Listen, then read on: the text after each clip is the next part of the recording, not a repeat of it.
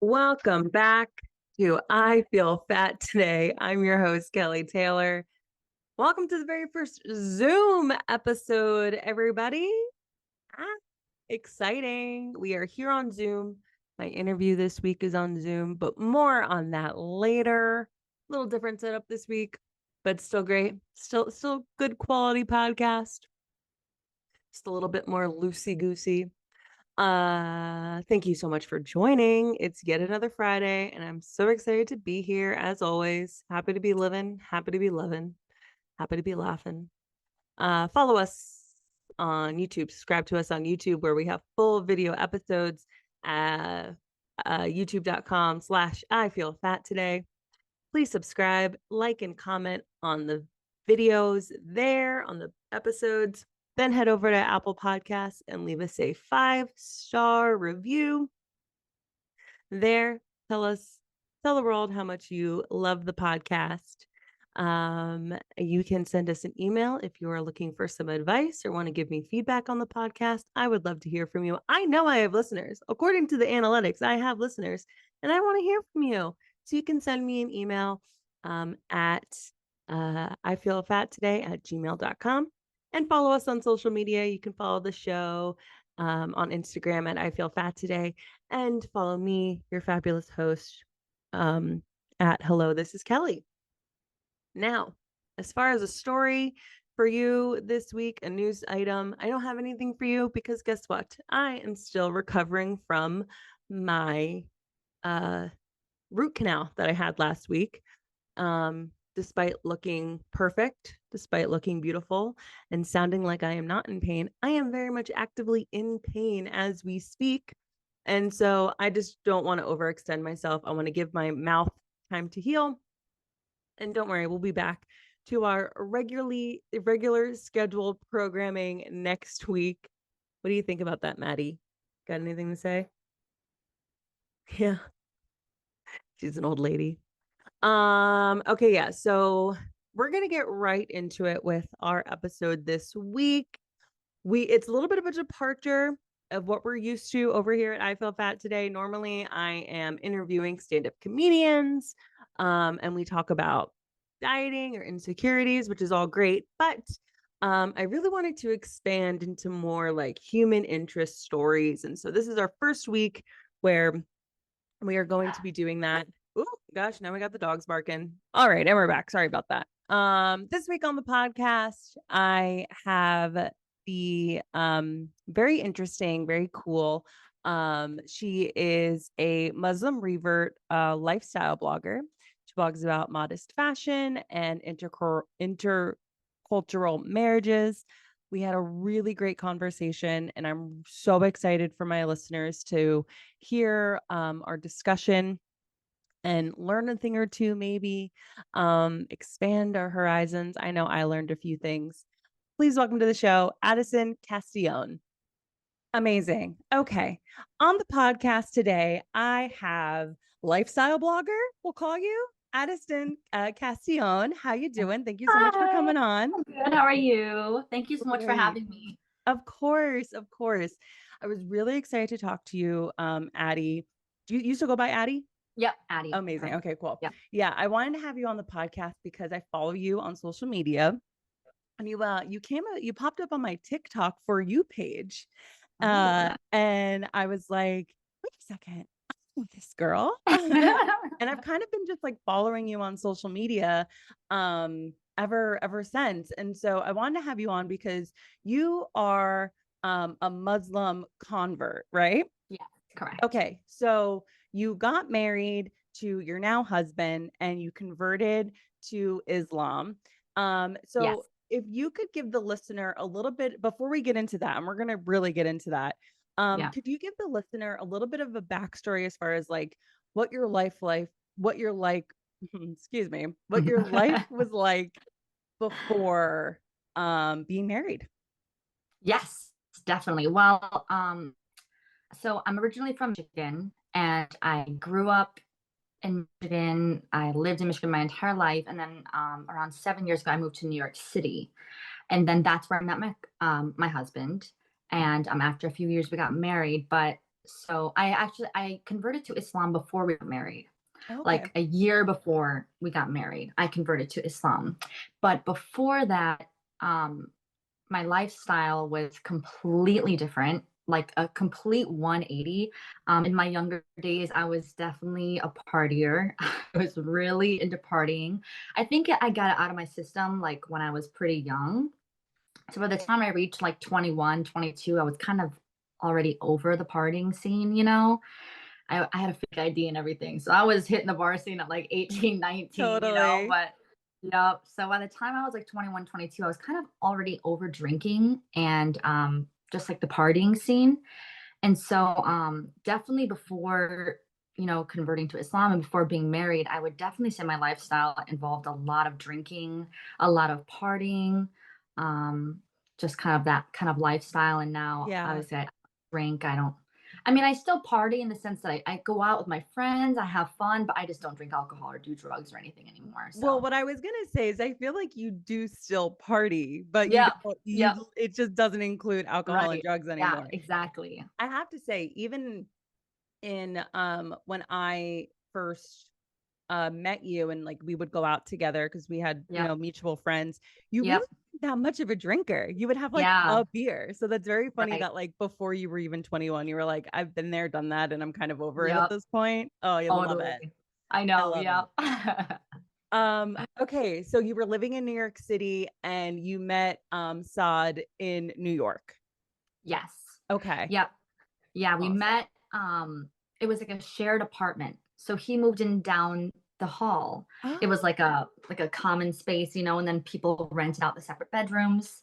So then he oh, moved down the okay. hall from me. Yeah. And then we just started like talking. We were friends for a while, and then we started dating. Oh, And then I love the friendship to yeah, dating yep, it definitely pipeline. was friendship to dating, yeah. That's Me too, I great. feel like that's, like, a nice transition. You know, I think having a friendship before dating is pretty important, so, Yeah, yeah, I think so too. I think that that's yeah, absolutely lovely. That's kind of what happened yeah, with my boyfriend and I. We're yeah, both comics, and like I knew him for years before we ever got yep, I love together. that. Yes, love that. Um, Great. Okay. So, I'm just gonna change your view really quick. There we go. Okay, That's better. I'm like, why am I cool. so small? There we okay. So, you converted to Islam a year before you got married. Yeah. Um, what was your family's reaction to that? So thankfully, I'm really lucky to be able to say this that my family was very open and very accepting of my decision to convert to Islam. I remember I had hesitated. Like, I knew in my mind and in my heart that I wanted to convert to Islam like months before I told any of my friends or my family. But I hesitated because I'm like, I've always been a very spiritual person, but I was very like anti-religious. So I'm like, everyone's gonna think I'm a freaking hypocrite, you know? I'm like, here I am, like this anti-religion person converting to Islam. So I'm like, how am I gonna tell them? They're gonna think, and like they knew I was with Saad, my husband. Like at the time we weren't married, but they knew I was with him. So I'm like, they Right. probably think that I'm like following it to like follow this guy, you know, whatever. So I'm like, oh crap. But then when I finally told them, they were super accepting about it. They were like, oh, okay. Like, what makes you like, why is it that you want to convert? Like, what about it do you like? And like asking me like genuine questions. And I would explain. And they're like, oh, that sounds great. Like, I'm really happy for you. So I was really thankful for that, that they were very, very open minded and very accepting. Yeah, it sounds like they were more curious than like Exactly. judging. Yes, exactly. They were very curious, but not judging. They were very, yeah. I'm So, lucky for that in general that my family yeah. very honestly anything I decide to do with my life, as long as it's not like a threat to me or anything, you know, or like bad for me, they'll always be supporting of me. So I'm super grateful for that. That's awesome. Yeah. Um, and how many years ago was that? That was I think 2019. Right. Okay. Yeah. 2019. So it's been about 4 years that I've been Muslim now. Wow. Yeah. Yeah. Um, so did you grow up with any type of religion?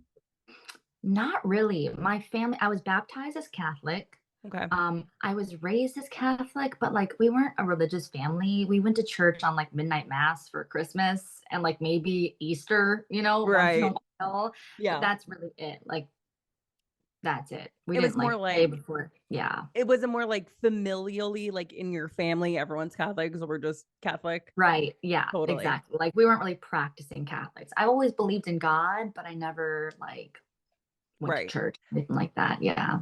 I have to say though, like, kudos to your family for being open-minded because Hmm. I think that there could be a lot of I'm trying to be careful with how I deliver this as to not, blanket Right. anybody. But I think there Right. can be a lot of like Islamophobia, when Oh, you've only totally. grown up when with this is all you know.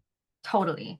And I also grew up in a town that was like not diverse whatsoever. Like I think I went to school, I think I've known like maybe like two Muslims my entire life, like growing up. Like my town is just white.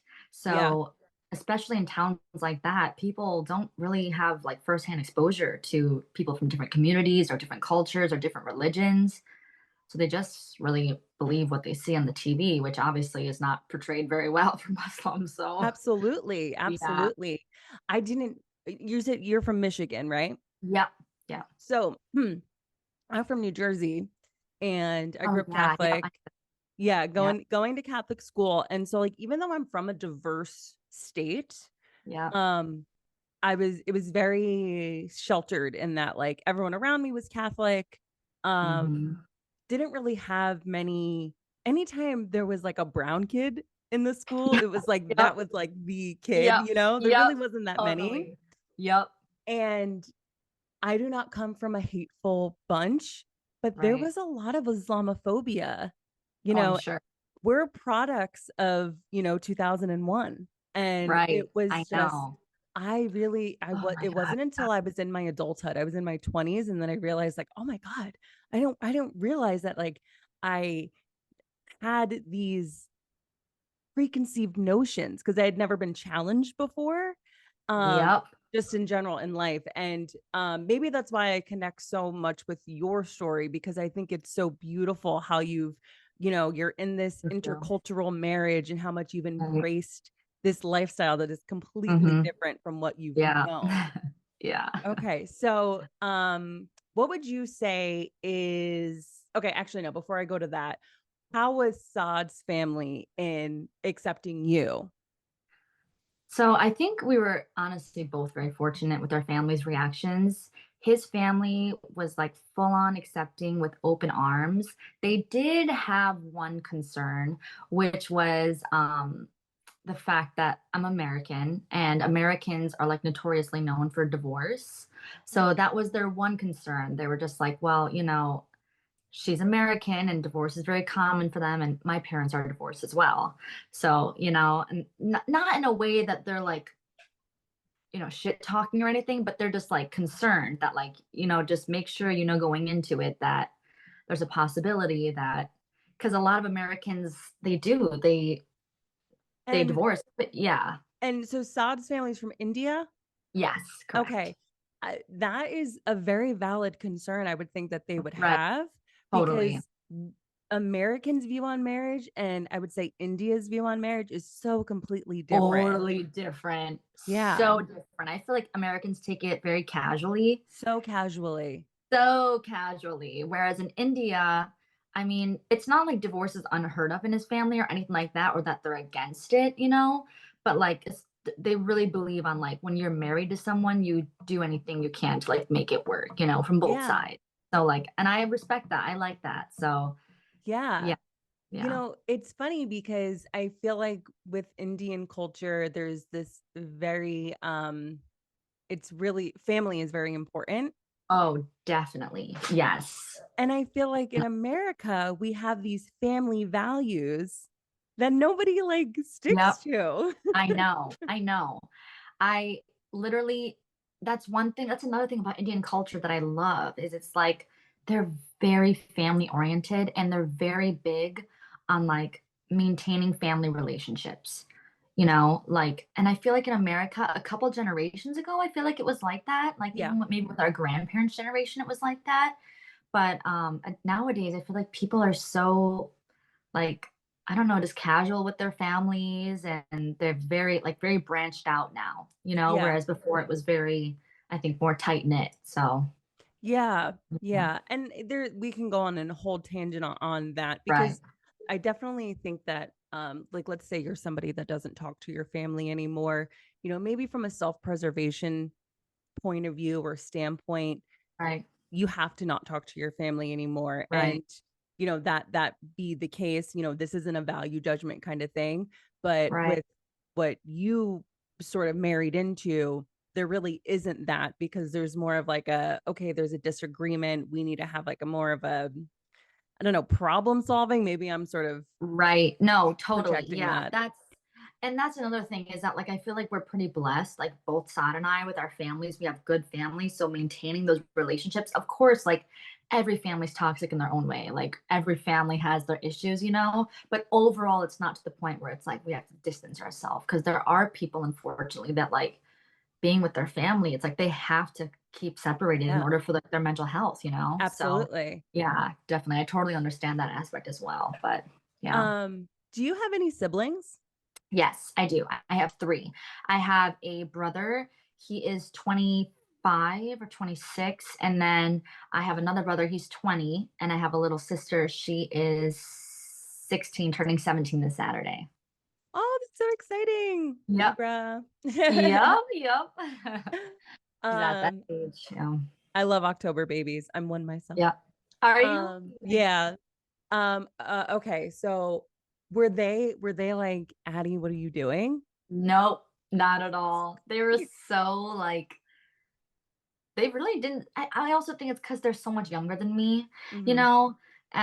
Like, especially like little Emma, she's my little sister. The other two are brothers. So she's my little sister. And Right. yeah, no, none of them really had anything to say.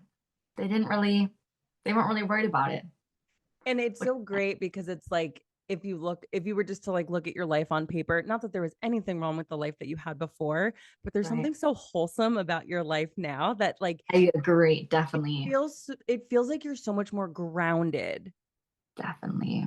you know? I feel like that too. I feel like I'm much more grounded. And before, I think I was like kind of always looking for a purpose, kind of, and just Totally. kind of, yeah, just especially when I was out drinking and partying. Like when I went out, like at first when I was younger, I had a blast, and I still like to go out and have a good time, like I said before. Yeah. But definitely when I was like getting drunk and stuff, I'd always feel I'm like wasting my time. Like I don't know, especially at the frequency that I did it. I'm just like, what like positivity is this bringing into my life? I'm like nothing. Right. So And I don't know if you were doing that kind of partying in Michigan, but I have to say, like, living through my 20s in New York, like, it's just so mhm, pervasive. Like, it's such a fun yeah, city to go out in that it you really is. can It get like is. caught up in it.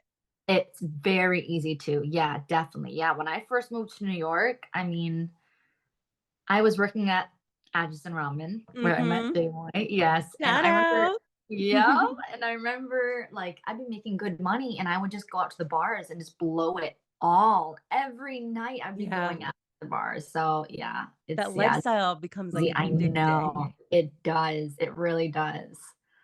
Okay. All right. So amazing. I want to get into a little bit. What's sort of like you have a following online, Yeah. which is beautiful. But with Thank that comes a lot of criticism, a lot of you. people Oh throwing their yeah. opinions out there. Oh yeah. So I'm sure you've Definitely. sort of like it's run the gamut of like what people have said to you about like their thoughts on, you Mhm. converting, especially it being sort of like, with it's not like you didn't meet Saad and then converted. Like you met a Right. man and then Yep. converted. So And it's like, then, of yep, course, totally. absolutely like surface level people are going to judge that just flat out. Totally.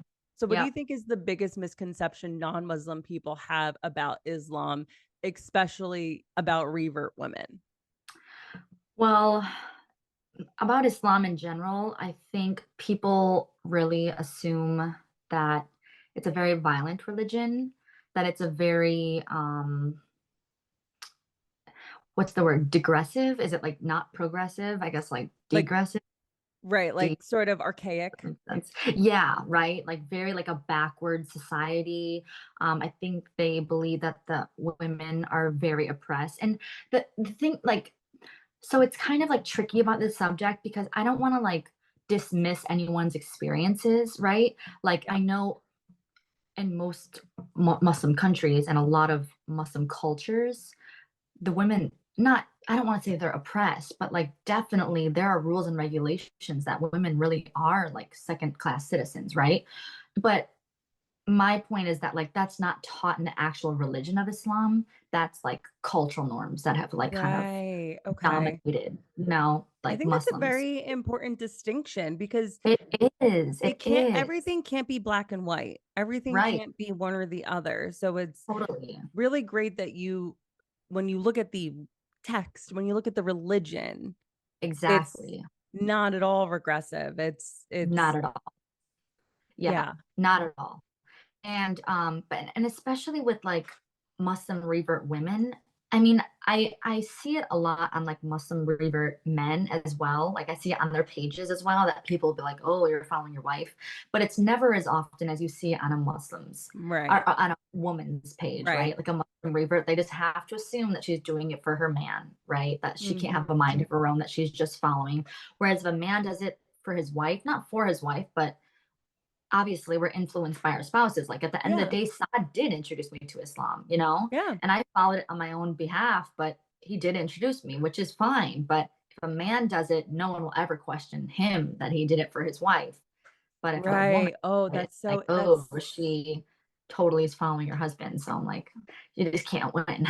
yeah, that's such an interesting double standard. And honestly, and when I was prepping for this episode, I hadn't even considered that there would be a community really of revert men Yeah. Oh, and there's how tons of them, you and they're maybe don't never get the really. same. Yeah. Nope, nope. There's tons of them. But Wow. they don't really get the same traction as like revert Muslim women because people don't really like, I don't want to say hate them, but like, yeah, revert women and Muslim women in general on social media, they just receive so much hate. And it's weird too, because it's not even just from like non-Muslims, it's also from like Muslims in the community.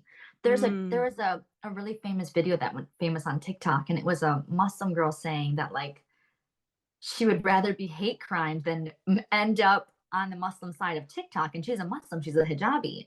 And it's so true. And I made a video like stitching her, and I'm like, it's so true. Like when I was converting to Islam, my main concern was like, oh, how are non Muslims going to react? And like the hate that I would receive from that right. community. But the hate that I receive is more so from like the Muslim community.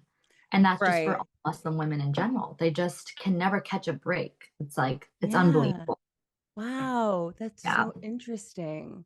Yeah. And, it's one of those things where if you were to tell somebody that's like a naysayer that says, "Oh, you did this for your husband," and as you've acknowledged, yes, he introduced me into this, but I guess you just Right. have to take my word for it that I found the beauty in the religion and the Right. culture, and Right. that's why I decided to move forward and do this. Yeah. Wow. Okay. Exactly. So right now you're living in Michigan. Yes. Yep. Okay. So do you sort of split your time between Michigan and India? Because I see on your page that you have, videos posted where you are living in India. Yeah. Yeah. So I've been to India 3 times, and all 3 times it was for about 6 months. So I was there for a while. Wow. Yeah. Yep. And then when I'm back, I think last time I was in New York, I just recently moved to Michigan this past year, from New York. And so we were going to India, and then now we're just kind of staying in Michigan. We might go back to India in the future. I'm not really sure, but right now we're just planning on staying in Michigan. I've like been away from home for a while, especially Yeah. after traveling and stuff. And I'm like, I miss my home, like being near my family, Time to you know? come home. I love Yep, it. time to come home. Yeah, there's something so, and I obviously everything on social media is put up with a filter. So I'm not Right. going to say your life is perfect, but your home in Michigan looks so cozy. Like I just Oh, want a thank you. cozy I try blanket to and be like a cozy. pumpkin Yes. candle Yep. watching your I got a videos. pumpkin candle right back there. Hell yeah. I love my fall stuff. I'm still a Yeah. basic white girl at heart. Oh, absolutely. Absolutely. Yeah, Okay, so what was 6 months is a long time it is. to It's live a long anywhere. time. Yes. Yeah, to live anywhere that's not where you're used to. Like, Yep. you maybe had a bit of a culture shock when you went from Michigan to New York because that they are vastly different. Totally. But to go from New York to India, what was Was that like? big. What were the things that you had to adjust to? Oh my God. I don't even know where to begin. I mean, thankfully, when I went there, I had already talked to his family so much, like over FaceTime and stuff, that when I met them in person, it really didn't feel like I was meeting them for the first time, you know? Like Right. I was really comfortable with them right away. So, in terms of like meeting his family and things like that, I didn't really feel like I had to like adjust or anything. And they were so welcoming. I never felt uncomfortable one time when I was at their house. But or like living with them. But in terms of the culture and stuff, I would say number one, the hardest part for me to adjust to was the weather I knew because you were going to say that. yep. I went during summer season all three times. How unlucky. Yeah. And if you know one thing about Delhi, it's that their weather is very extreme. So when it's hot, it's hot. And when it's cold, it's cold. Okay. Wow. And I went during hot season, and Delhi's heat is unlike anything I've ever experienced. It is so hot, and they don't have central air conditioning there.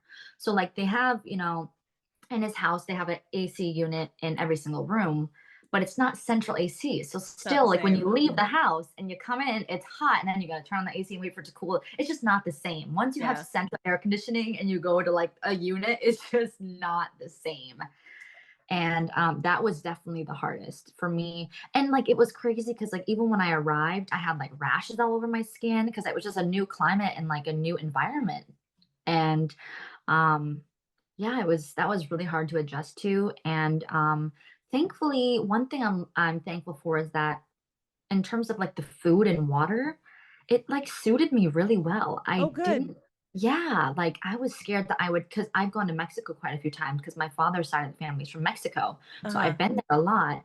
And every time I go without fail, even if it's only for a week, I get violently ill. Oh, But yeah. yeah, yep. But in India, I didn't. I actually, when I went, they had like a tub of water that was boiled water for me on the side. And one of his uncles that lives in California, he was there visiting as well at the time. So we both were supposed to drink the boiled water. Yeah. But I didn't realize that because no one told me. So I took the water out of, they have like an automatic filtration system. It's kind of like a big tub in their kitchen that the water keeps coming and it's filtered. Hmm. And I drank it straight out of that.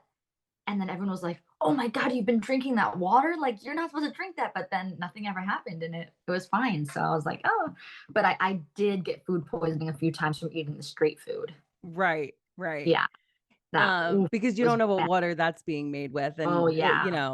of course, I Yep. mean, that's sort of to Ooh, be expected. right. Yeah. It's the risk I'm willing to take because the street Yeah. food is so good. I always say that. I'm like, if I get sick from this, so be it, because it's It just so good. looks so good. It looks So so good. good.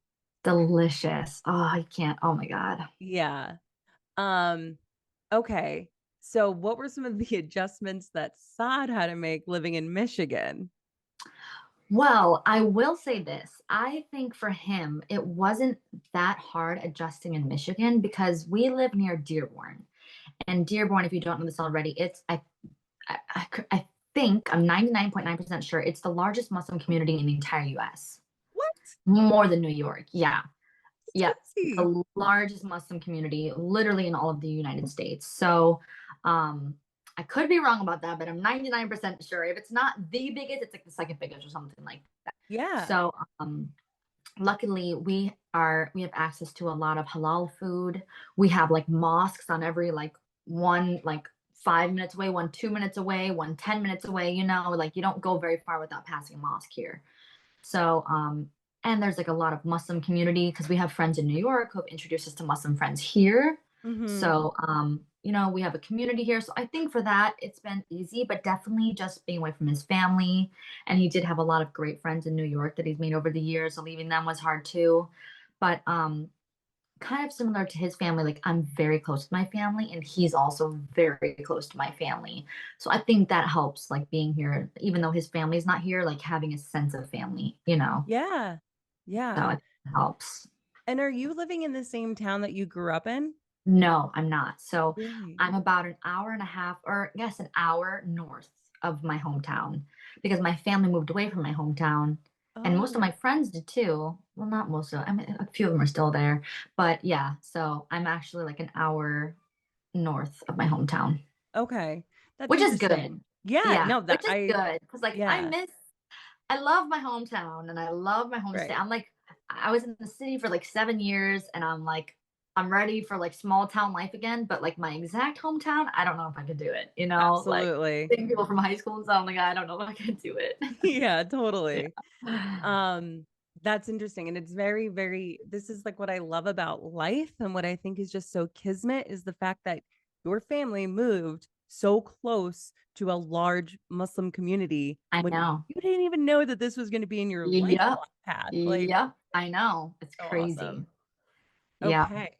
So, all right. So it really what it sounds like is that you both have these like this foundation of really, really strong family. So they Yeah. support you in the decisions that Definitely. decide to make. And when it comes to whether you're living in Michigan or you're living in India, you have support systems in place that kind of can help facilitate that. And that's a really beautiful thing. Yeah. Definitely. I think we're both super grateful for that. Yeah. Definitely. Um, so you post a lot on your social media about studying the Quran. Yeah. And that was something I found very impressive Thank you. because I can't stick to really anything. And you did say that you were somebody that wasn't really into organized religion. And Yep. here you are studying the Quran. I know, right? So Literally, it's crazy.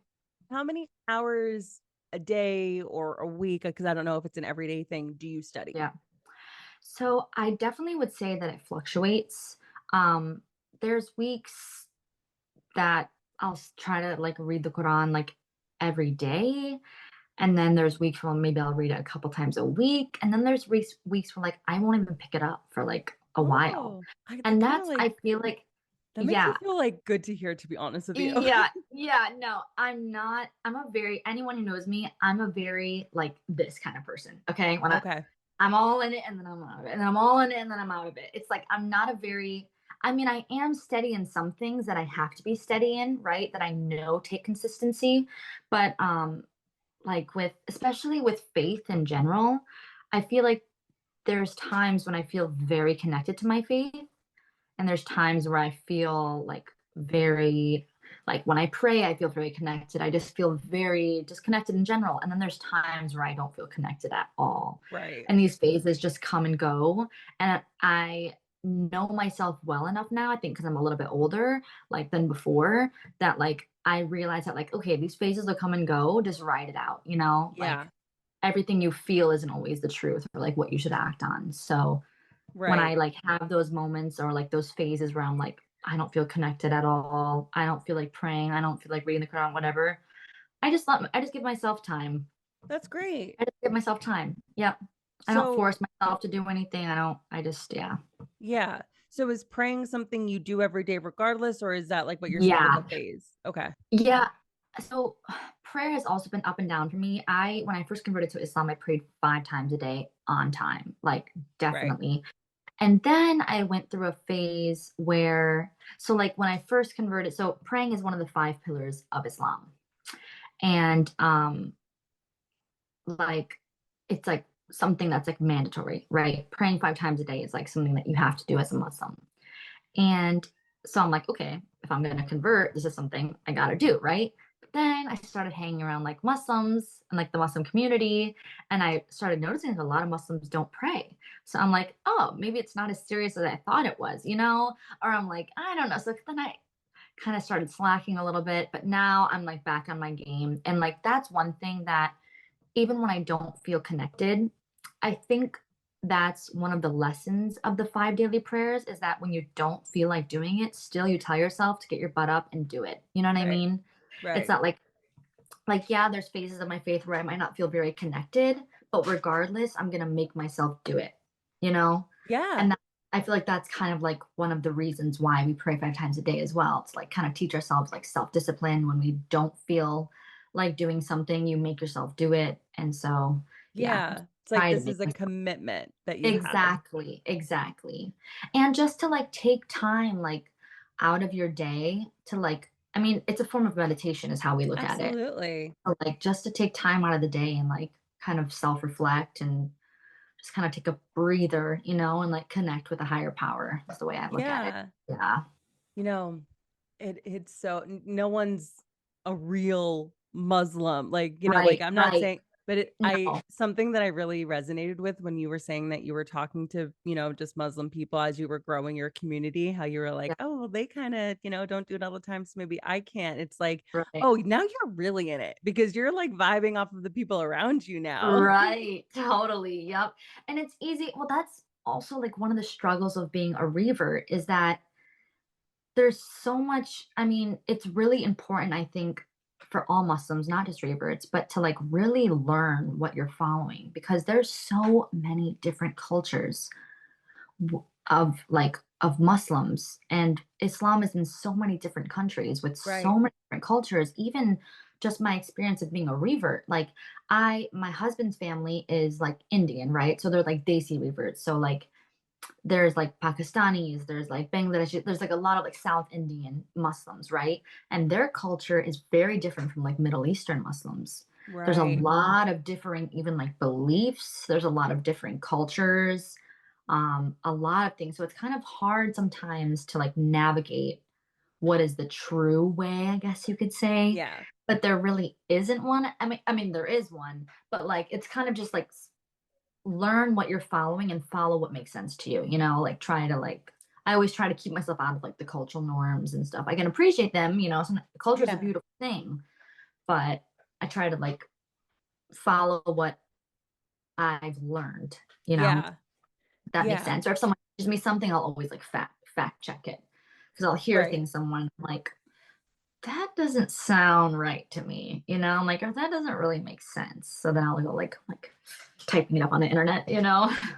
It seems like when you're on, life is a journey, but when you're on this journey that you've been in for 4 years now, it's like because you have the ability to be curious, you do have that part of you that's like, that doesn't sound right. I'm gonna, do Right. some research or Yeah, whatever to clarify. definitely. Yeah, What is definitely. something that in your study of the Quran that like, because here's from an outside perspective, it Yeah, seems like totally. ever since you've been living this lifestyle, we'll call it, and you've been doing this studying, like I said before, you're very grounded, you feel very rooted, it feels like you have a Yeah. purpose. What is it about the Quran that you really connected with? And it was when you got introduced into the religion of Mhm. Islam that sort of grabbed you and was like, I think this could be my life.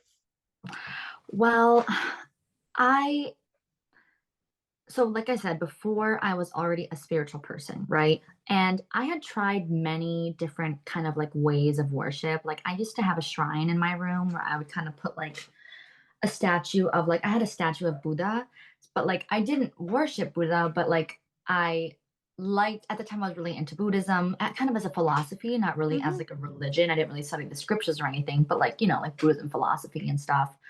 So I like kind of had that there to like remind me of that philosophy, and I just had some other things and pictures and stuff like a shrine, and I would try to like pray in front of it, but I never really felt like connected, or I guess I didn't really know like what I was praying to, or like I just needed a little bit of structure for my faith. I think structure like really helps me. So when I was reading the Quran and like just learning about Islam in general, one thing that really stood out to me and really I think caught my attention was the way that there's guidelines for everything. I mean, there's guidelines for literally everything. And it's not in a sense to be like do this or do that, or you're going to go to hell or you're going to go to heaven. It just kind of gives you guidelines on like the best way to do things in your life, like what to eat, how to do like inheritance laws, property laws, like, I mean, everything and anything, you name it, like how to dress, how to act, everything.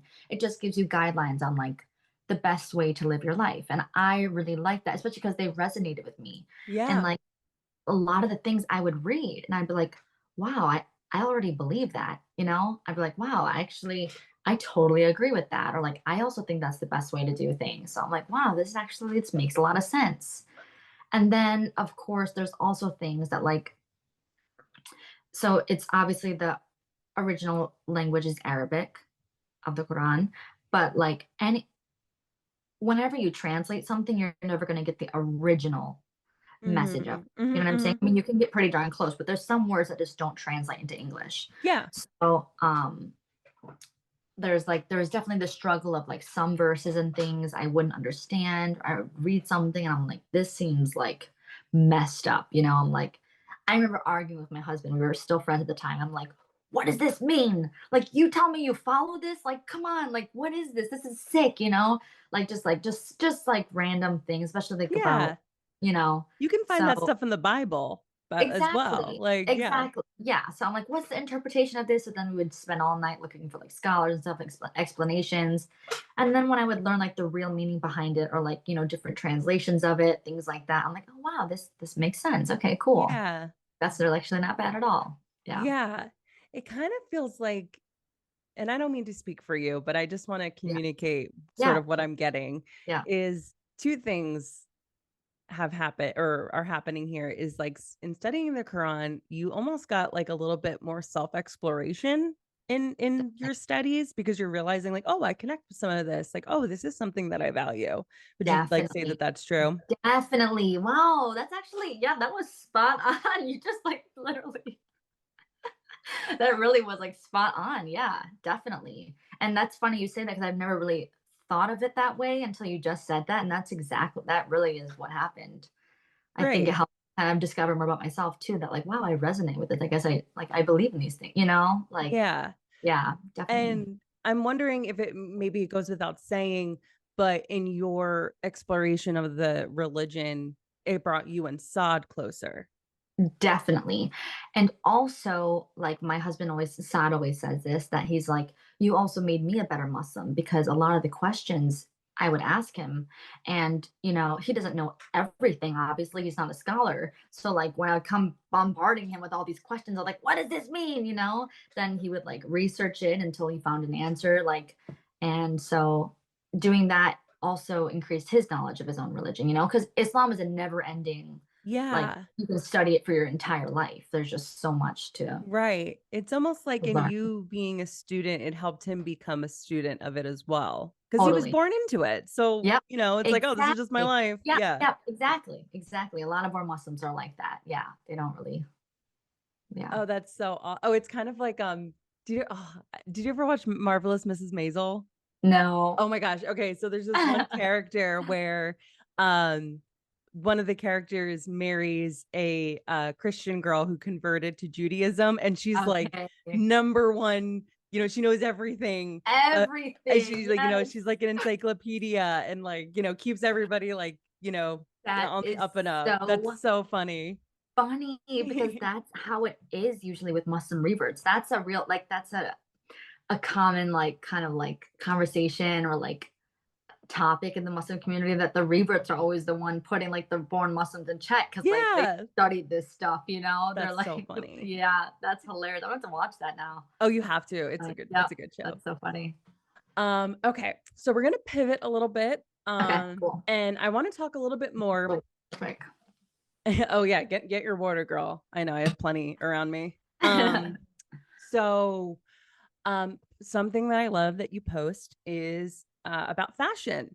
Yes, Um, you are a modest fashion influencer, we'll call you. I know. And to the listener, like once you get done listening to this episode, go to Addie's page and see what she posts of modest fashion. It the most beautiful fabrics and just beautiful Yeah. styles. Like I really love what you post. So, and Thank you. something that always stood out to me or stands out to me in your posts is that the only word I can really think to categorize your looks is expensive. Like they look Oh my very God. Thank you. expensive. Like the Are you fabrics look, serious? Oh they my look so God. soft. Everything looks so You. luxurious.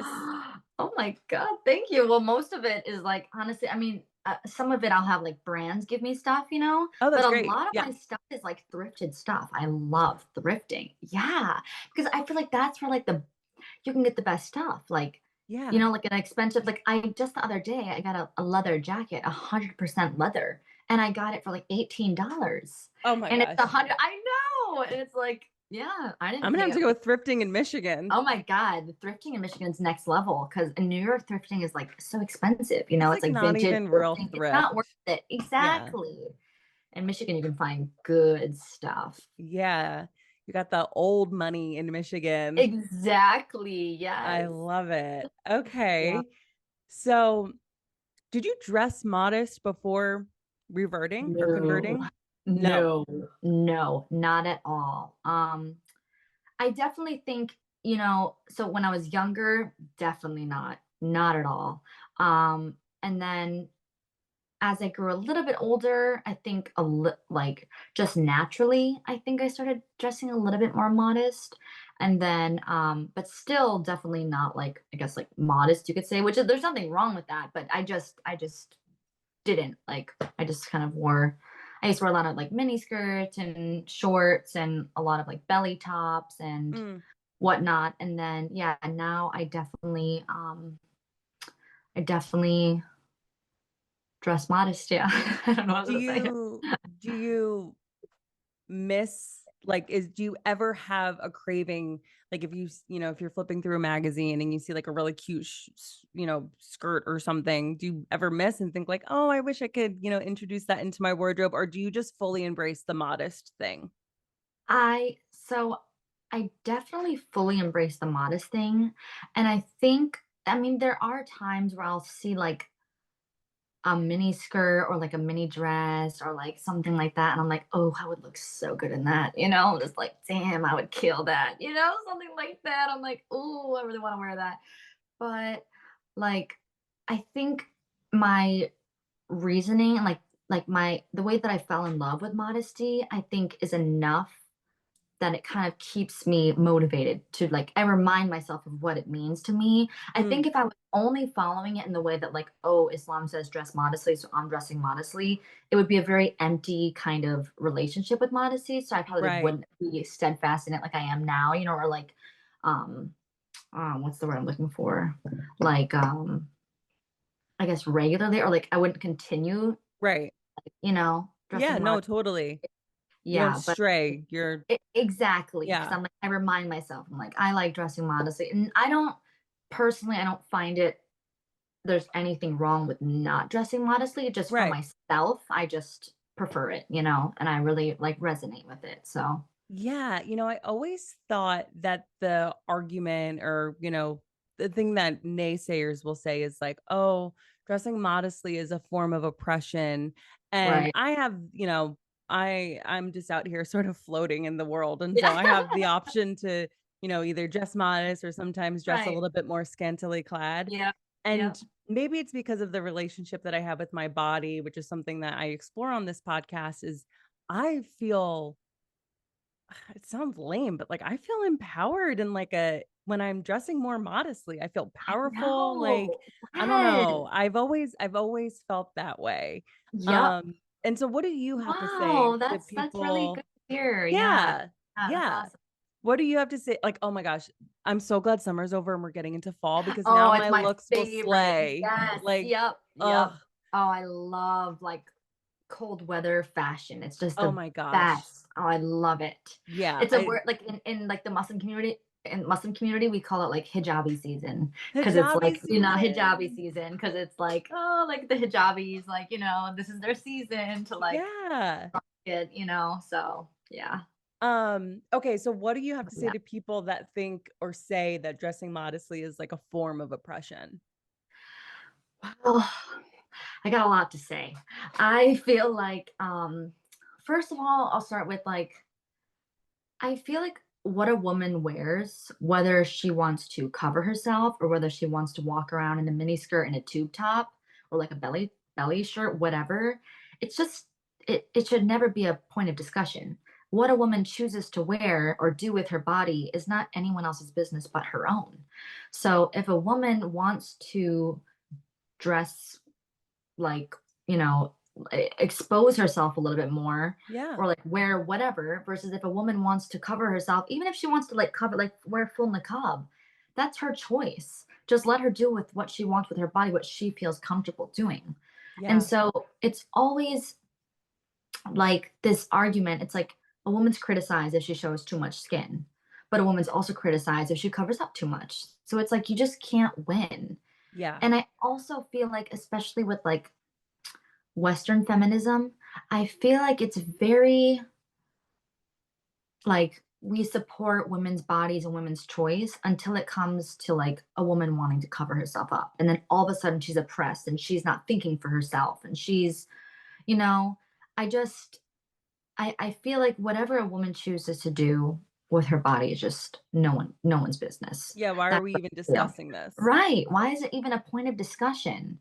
And Yeah. also, like, I mean, you didn't really ask this, but I'll say it anyways. But like, even with dressing modestly, I feel like so before I used to kind of have the mentality, and this is just my own personal opinion. I'm not like Right. ridiculing anyone who chooses not to dress modestly, anything like that. But this is just my own realization that before I used to feel that when I would like dress a certain way, like expose a lot of my body parts, not body parts, I don't know what it's, but like expose a lot of my body, you know? Your limbs.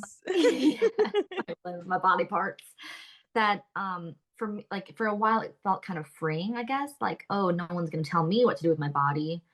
But in a way, I think from like without even knowing it, from the time I was a young girl, I've always been kind of taught as a woman that like a lot of my worth is based on like how sexy I am, or you know how like how not beautiful I am, but yeah, like a lot of like my worth comes from like how sexually appealing I am, you Yeah. know? A lot of women's worth comes from our appearance. Like, well, that's what society tells us. Right. So for me, I think dressing modestly definitely kind of is like a rebellion, I guess you could say, kind of against like societal standards for women Hmm. to kind of like women are always sexualized in society, you know? And it's Yeah. not, and I'm not saying women who are dressing like that are intentionally, you know, doing those things or anything. Everyone has different relationships with modesty or other things or like dressing the way they want. Sorry, I'm like rambling in circles right No, now. you're But great. You're great. Yeah. but yeah, for Yeah. me it was kind of like a way to be like, you know, I'm worth more than what I am on the outside, you know? Right, right. It doesn't have to, because there is this thing that you sort of along the way, whether you learn it when you're young or you learn it when you're a young adult, is that as a Right. woman, our bodies can get us things. Totally. Yep. And Yeah, so that can be empowering at times where it's like, right. you have this sort of like secret weapon, but like Right. being modest is also a secret weapon in and of itself. Totally. Because there's Exactly. just, I don't know, there's something about the comfortability aspect where it's like, I don't have to think about anything else. Yep. I can just be. Totally. And even if you look at like men and women fashion differences, like men's clothing is not nearly as exposing as women clothing. Do you get what Right. I'm saying? Oh, Like, yeah. why is it that women's clothing are always showing off more of their bodies? Like, I'm not blaming women for this. I'm just like in general, like the fashion industry, or like obviously we live in a patriarchal society, so like these norms have been made up by men, you know, that women Yeah. to be. So I'm just like, why is it like that? Like from a young age, like you know, you'll see a girl when she starts to hit puberty, she'll start dressing more promiscuous. Like that's like a teenage thing. We've all been through it, but like it's Right. just odd to me how like that's a woman thing, but not a man thing. It's not like when boys reach a teenage years, they start wearing booty shorts and a mini Right. skirt, you know? So Right. like why is it that women as they grow older, they're supposed to be sexualized? And I Yeah. just like, yeah, yeah. Um, well, like I said, I love your looks online. They're Thank you. very Thank you. luxurious, very Thank you. beautiful. And I see in your vlogs that you don't always wear a hijab. Yeah. Sometimes you do wear it. So I'm wondering like what's like the etiquette? Is it one of those things where you go through phases? Like tell me a little Yeah. bit about that. So first I'll say that in my opinion, I think hijab is a very like personal thing. I don't think anyone should like be telling people, first of all, in the religion as well, like you can't force someone to wear hijab, right? Like it's absolutely like not allowed. And but so another thing I'll say is like hijab does not necessarily mean the headscarf. Okay. So like Okay. hijab, I mean, most people will, that's a known thing that like That's what it's I thought called it was. hijab. Yeah, it is. I mean, it is. It's referred to as a hijab, but hijab is like so much more than that. So hijab is really just like modesty, and it's prescribed in the Quran to men and women both. So it's Oh, first prescribed to men actually, and then to women. So it wouldn't tells have men. known that. Yeah. I So it wouldn't have tells men, known that. yeah, it tells men first actually to guard their private parts and lower their gaze against the opposite sex. Like keep your gaze down, you know?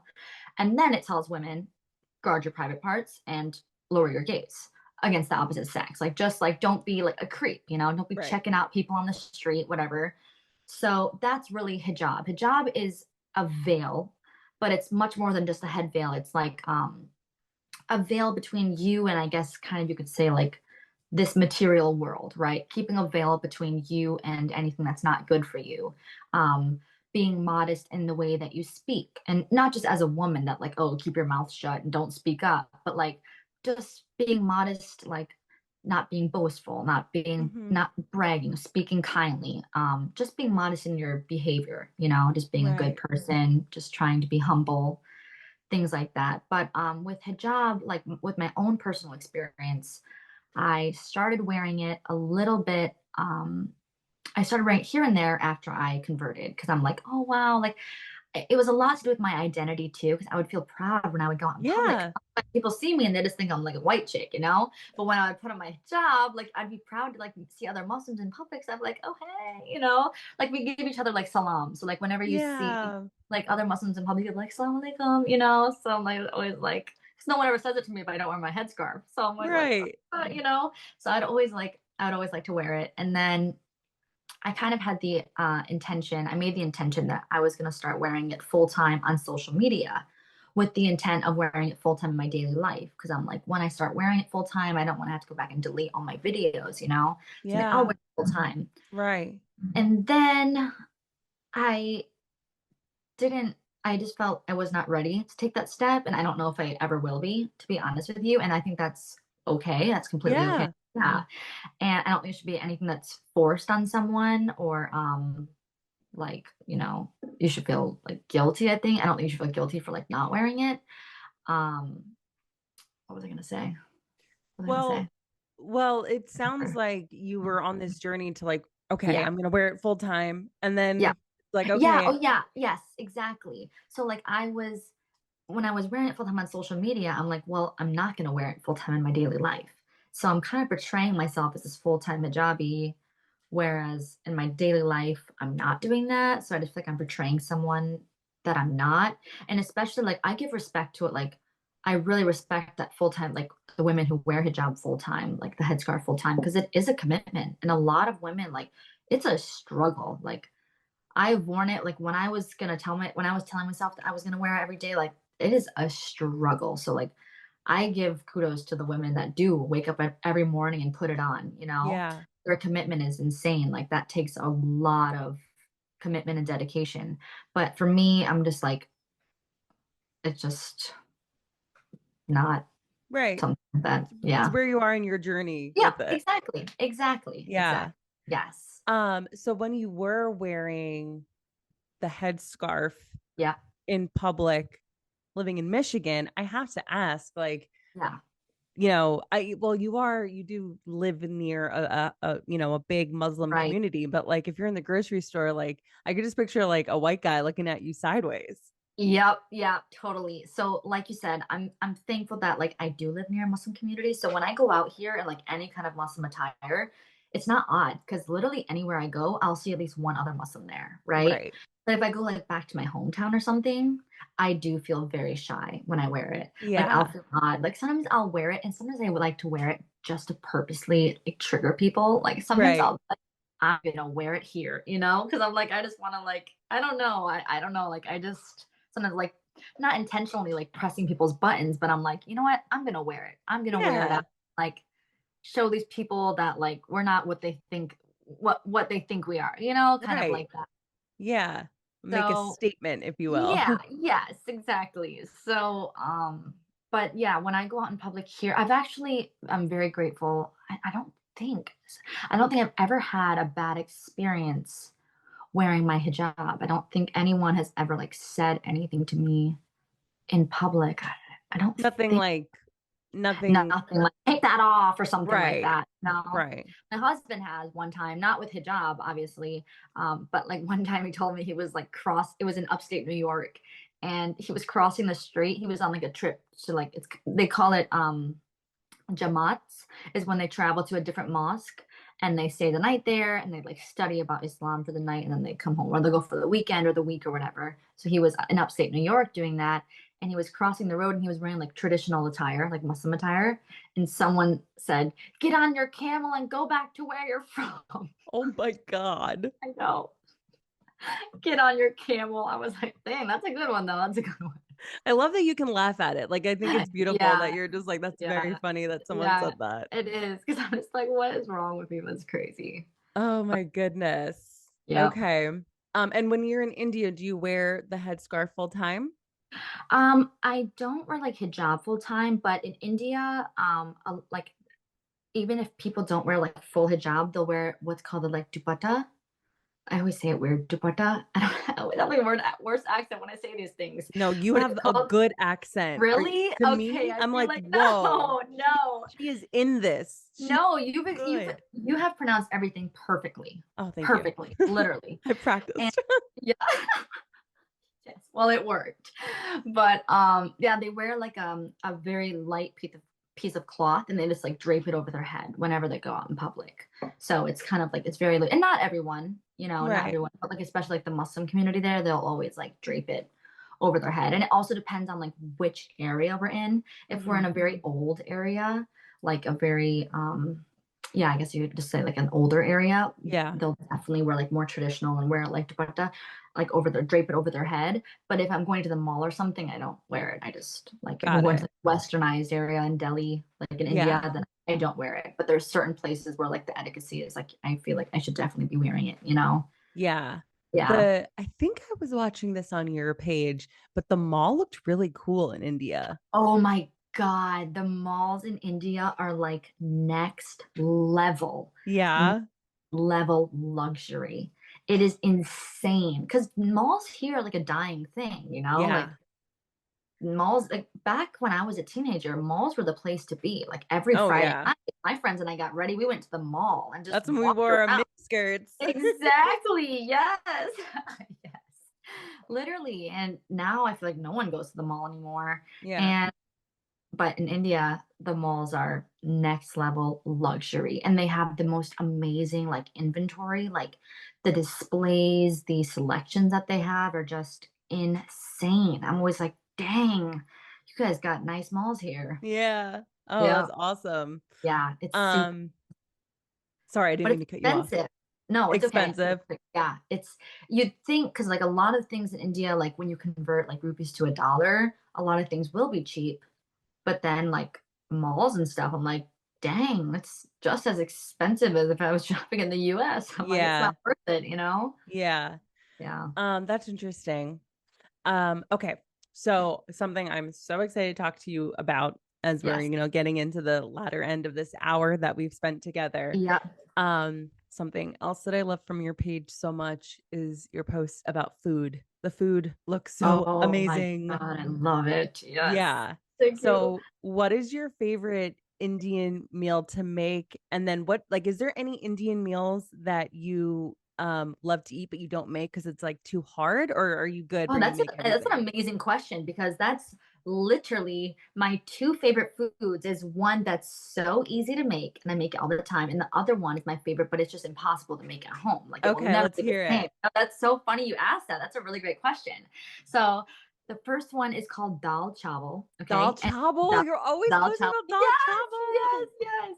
So it's dal is lentils and chawal, it's spelled Chawal, but it's pronounced like chavel, like with a V.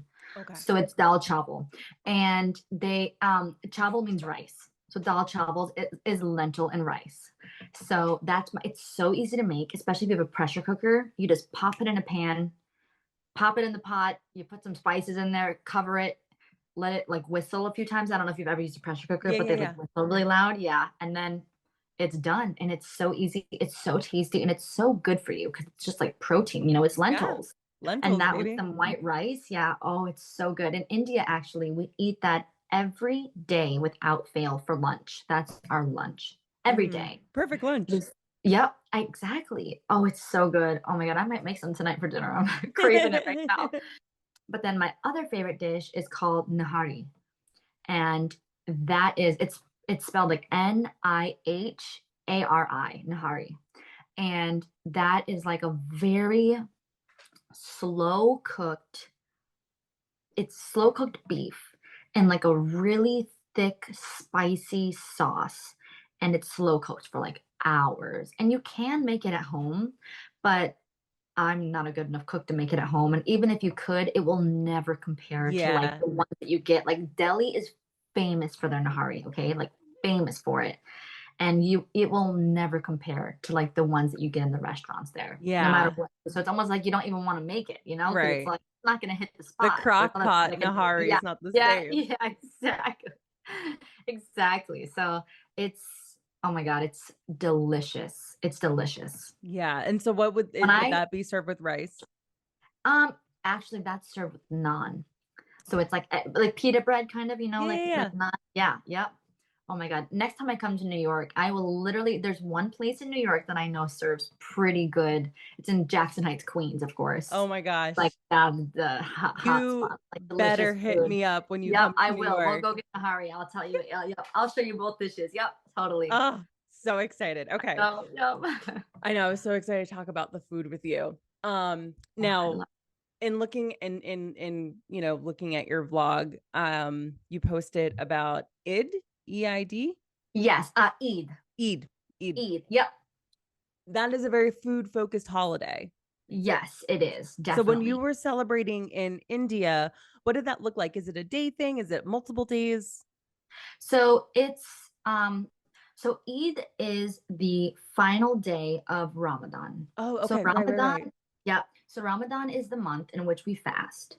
We fast sunrise to sunset, and then every night we break our fast and we have like a big feast, and we just eat and um, eat with like people. You're supposed to like share food with the community and whatnot. And then Eid is the end of that month. So it's a big celebration that like, okay, the fasting month is over. And it's just a really special day. And you give Eid, which is like money envelopes to like kids and stuff, so Yeah. family you get Eid, excuse me. And so yeah, and it's in India, it's really fun being in India for Eid versus like here in the US because in the US, I mean, my family's not Muslim and we don't like his uncle lives in California, but that's pretty far away. It's hard to make it there. And there are things going on like in the Muslim community, but it's not the same. It would almost kind of be like celebrating Christmas without your family, Right. or Yeah. without family there. So like you could go to an event for Christmas, but it's not the same as like being home and like celebrating that holiday at home. So Yeah. it's really fun in India. It's an entire day event. We spend the entire day going from house to house and visiting all the different relatives and like family friends. And each house has like the food. So like every culture it's different on like which food will be at each house. But like Right. for us, I can't remember the names of all the dishes, but there's like this chickpea thing. There's sheer. It's called sheer. It's like sweet cream, and then it has like some stuff in it. I don't really know what the ingredients are, It's but just delicious. it's delicious. Yeah, that's all I can say. It's really good. And it's fun because so like on Eid you're supposed to wear like really clean clothes, like nice clothes. So and if you can Mhm. afford it, you're supposed to buy new clothes. Mhm. So just like a new outfit, you know? Yeah. So it's really fun. Like we get super dressed up. It's like everyone's dressed up. It's just so much fun. It's like Yeah. it's it's I love it. I love it. It's a And really you fun. and you go to different houses of the people in your Yep. family Yes, exactly. So and you everyone eat takes all day. all day. And it's so funny because in Indian culture, it's like they're very big pushers with food. You Oh know, yeah. you go to someone's house, you're not leaving there without eating. Even if you're full, you don't feel well, it doesn't matter. They're going to force you to eat. So it's always like, I'm always like happy for Eid. But I'm always telling my husband, I'm like, oh crap, like I'm full. I don't want to go to anyone else's house because they're gonna force me to eat, You you gotta know? pace Like, yourself. yeah, that's what I learned the first year I went all out at the first two I houses. bet. And then it was not good the rest of the day, but this time I paced myself. I Yeah. paced. You'll Yeah, again a journey. You'll learn exactly. how to Exactly. Yep. survive. I'm getting there. Exactly. How to survive Eid. Yep. So would you say Eid is your favorite holiday since converting? Like are there a lot of holidays? So Eid is like the main one. There's two Eids. So Ramadan is also kind of like it's a holiday. It's a month long, but it's a Yeah. whole holiday month, right? Because like Mhm. every day you're fasting. That is a very fun holiday or like holiday period, but it's also very difficult. I mean, it's very difficult fasting, especially if you I have to couldn't go to work imagine. or you have to like if you have school and stuff. Like it is so hard. I remember when I was working at Addison, I would wake up, I would go to my internship, I would go to work at Addison and all day smelling that delicious ramen and serving people food. And meanwhile, I'm fasting. You can't even drink water. So Yeah. I'm, oh, and That would be the oh thing my because I God. drink water like a fish. Oh my God. It's like, oh, it was so hard. It's so hard. But yeah, and then at the end of the day, and it's crazy too because you daydream about food all day. And then you Yeah. take that first sip of water and first bite of food and you're like, I'm full. You're Yeah. like, Yeah. I'm done, you know? It's Yeah. crazy. It's crazy. But yeah, Eid is definitely a really fun holiday. I like, especially because then the fasting's over. So you're like, back to my morning coffee, you know, that's the Yeah. hardest part. It's like I'm a coffee drinker. So Yeah. for me not to be able to drink my coffee is like, oof, that's rough. Right. And yeah, Eid is a good one. And then there's another Eid. It's called Bakri Eid. And Bakri means goat. So it's Bakri Eid and it's the Eid of sacrifice. So what they do is they sacrifice goats and then they feed the meat to the poor. So that's what they do. So it's like they'll you're supposed to have a goat, you're supposed to raise it, care for it, and like really love it a lot. You're supposed to give it a lot of love and then sacrifice it. So you kind of know it's kind of symbolic, but also to kind of teach you a lesson of like that when you take the life of an animal, you know, like of any animal, it's a very big thing. So you Right. should be appreciative of it because you'll feel that when you've gained a relationship with that animal and then you Yeah. sacrifice it, like you should feel it should feel heavy on you and you should feel that and realize that eating meat it's a big thing, you know, like Yeah. you're There's sacrifice in our yeah, daily consumption. exactly. And you just go on without even thinking about it. So it's kind of Yeah. to, you know, raise awareness to that and also to like just give back to the poor and to the needy. So it's just like That's you just don't beautiful. donate all their meat. Yeah. And it's Wow. crazy too because like when I learned about like the meaning behind that and stuff, I'm like, wow, like that that's really beautiful, you know? Yeah. But it's crazy because before I had converted to Islam or knew anything about it, I remember vividly there was a Facebook post on and it was a photo of some kind of Muslim country and there was blood and guts splattered all over the road, you know, and like a goat dot like dead, like hung upside Dramatic. down, you know, yeah. And it's like, oh, the religion of peace strikes again, or something like that. Because like Islam basically is like it's known as the religion of peace. Like that's what it's Islam Right. is literally means peace. So yeah, Muslim is one. Yeah, Islam means peace. And so they're like, oh, religion of peace strikes again, you know? And it's like you don't even know the meaning behind the It's like holiday. out of Second of all, context. exactly. And second of all, you probably eat meat every single day. Like that's nothing, Right. It's like, Yeah. God. And it's like that, it's like the anti Muslim or anti-Islam propaganda really. Yep. Oh, And that's totally. the kind of stuff where like when I really didn't question things and when I like, was young and didn't and just Yep. again didn't question, I would see Same. something like that and like maybe connect with it and be like, "Oh Same. yeah, like that is horrible." But then actually hearing what actually happens, it's really Right. beautiful and how like, Right. especially in America, we're completely flippant about the way that Oh, we consume animal products and yep. yeah, that's honestly what you've explained is really beautiful. And giving back to the poor, I mean, Right. Yeah. amazing. Yep. Um, okay. And do you, I guess living in Michigan, you like, does your family do Christmas and that kind of stuff? Yeah. Yep. I still celebrate Christmas. I still, like I said, we're not a religious family. Yeah, it's like So very secular.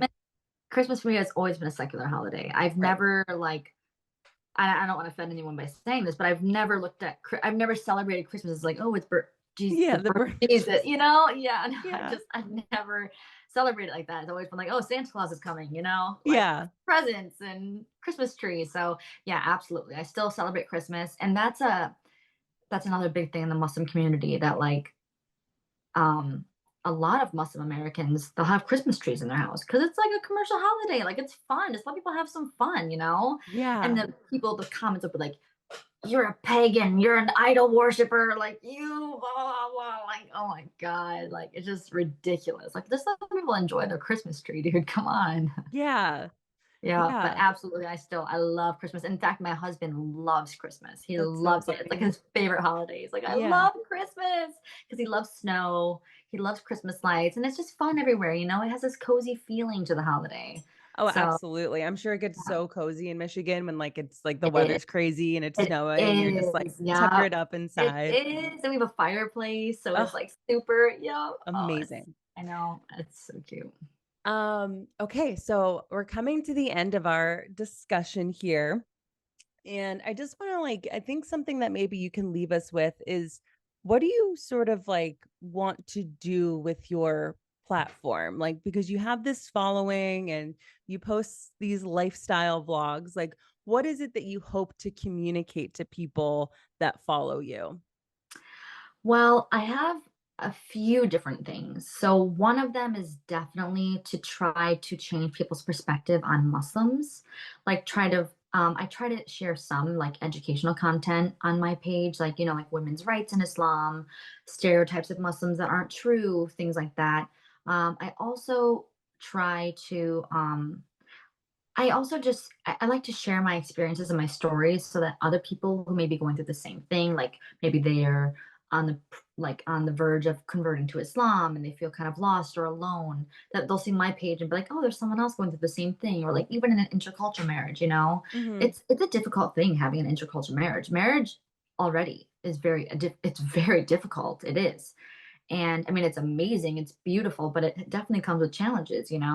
And it having like a multicultural marriage or intercultural marriage, it in the ways that it's very beautiful and that I love it, it's equally challenging in many ways. And it takes a lot of communication and a lot of understanding of the other person Right. and a lot of like sacrifice and a lot of what's the word when you're why am I so brain dead right now? A lot of compromise. Yes. Okay. Yes, it's a lot of compromise. So on both ends.